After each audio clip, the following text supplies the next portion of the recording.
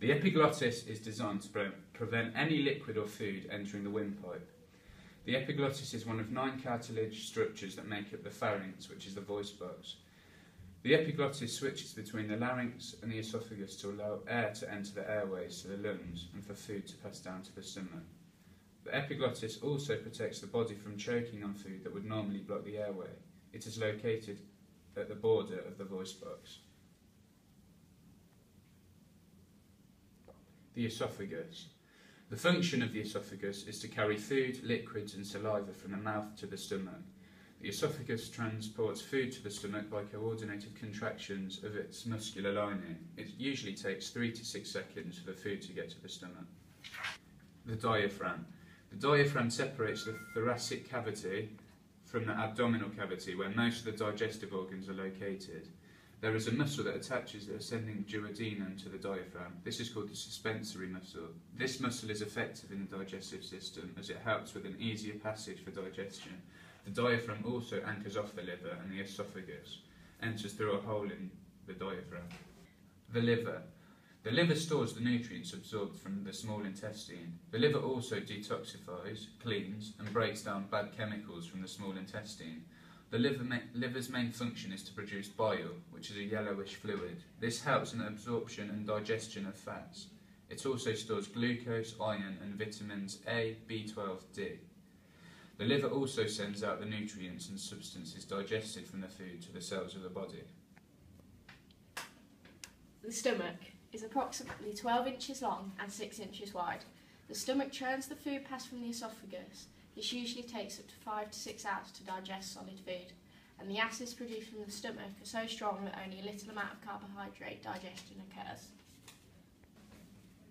The pancreas is located in the abdominal cavity behind the stomach. The pancreas produces several hormones. These include insulin, glucagon, somatostatin and pancreatic polypeptide, which circulate in the blood. The pancreas also assists in digestion and absorption of the nutrients in the small intestine by secreting pancreatic juices containing digestive enzymes. The gallbladder is a pear-shaped organ which stores and concentrates bile until it is required for digestion. Then it is released into your digestive tract to emulsify fats and neutralise the acids in partly digested food. The small intestine is made up of the duodenum, the jejunum and the ileum. The duodenum, this is the first section of the small intestine and is a hollow jointed tube that is about 10 to 15 inches long. This is the primary source for iron absorption.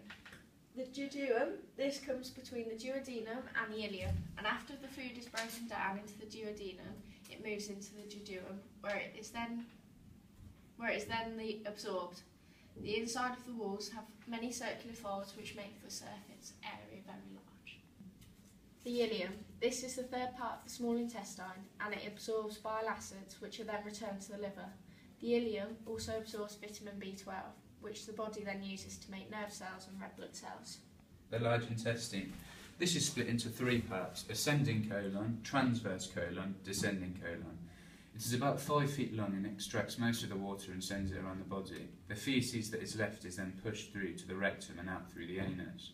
The ascending colon. This is the first part of the colon and pushes the body up through to the transverse colon.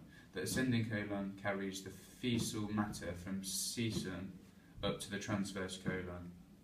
In the ascending colon, bacteria digests the faeces in order to get out the nutrients to then absorb them into the bloodstream. The transverse colon. This is the longest part of the colon, and this is where the main part of the absorption takes place. This is where the salt and water and nutrients are removed completely to create stool. The descending colon. This is the final part of the colon and where the faeces is stored ready to be emptied into the rectum. This is also the last stage where the body absorbs the water and nutrients for reuse. It is about 9 to 10 inches long. The rectum. This is the concluding part of the large intestine that then goes into the anus. The rectum length ranges from about 10 to 15 centimetres. The rectum is a temporary storage site for faeces as it passes through to the anus. The anus.